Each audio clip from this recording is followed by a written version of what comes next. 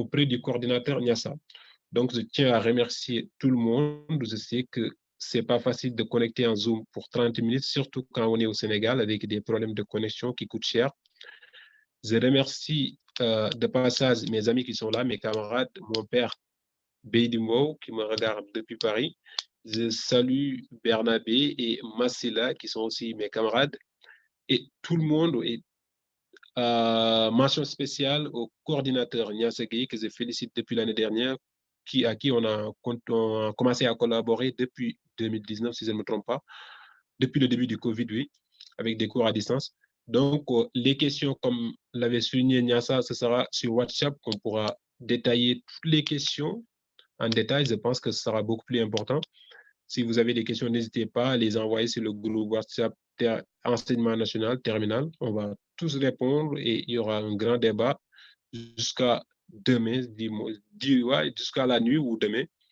Et je laisse la parole à mes camarades Bédi qui a certainement une suggestion ou un point de vue à analyser. Ou à Bernabé aussi. Moi, c'est pareil.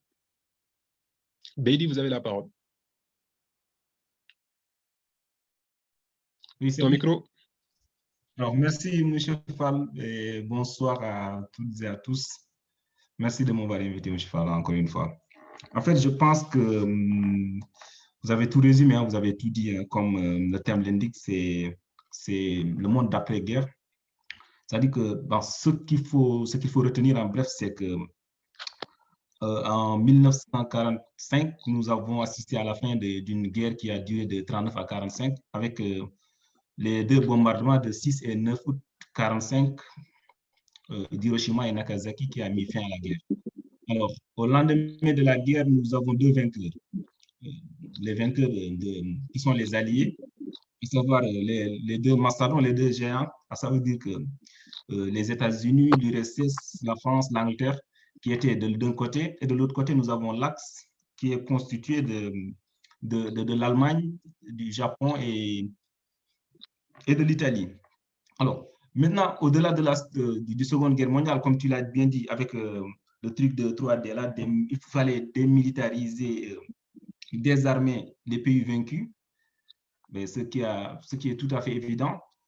Mais comme que l'URSS et les États-Unis, ils ont gagné la guerre, comme je vais emprunter la formule comme on a tendance à le dire, comme on le dit souvent en fait. Voilà, il y a les États-Unis et l'URSS qui ont gagné la guerre. Maintenant, au lendemain de la guerre, il faut que quelqu'un dirige, d'où le terme ou la notion nouvel ordre mondial. Il faut que quelqu'un dirige le monde, quoi, en fait. Voilà, c'est pour cela, après avoir fait soumettre les pays de l'Axe, donc 1945, fin de la guerre, 1946, il y a une sorte de méfiance qui s'installe. Voilà, chacun a peur de l'autre. Les États-Unis ont peur de l'URSS, mais je rappelle que l'URSS, c'est l'Union des républiques socialistes soviétiques, c'est une vaste union qui regroupe tous les pays de l'Est de l'Europe. Les États-Unis, pareillement aussi, ont peur de l'URSS. Voilà, ils ont peur de l'URSS parce que tout un chacun détient la bombe atomique. Parce que là, il faut faire cette comparaison entre la Première Guerre et la Deuxième Guerre mondiale. Parce que la Première Guerre mondiale, même si elle a été meurtrière, la Seconde Guerre mondiale a une volée un peu spécifique. C'est-à-dire que le monde est doté de nouveaux moyens de combat. Il y a l'apparition des chars, des bombes atomiques et consorts, qui fait que chacun a peur de l'autre. Maintenant, pour diriger le monde, il faut avoir des alliés.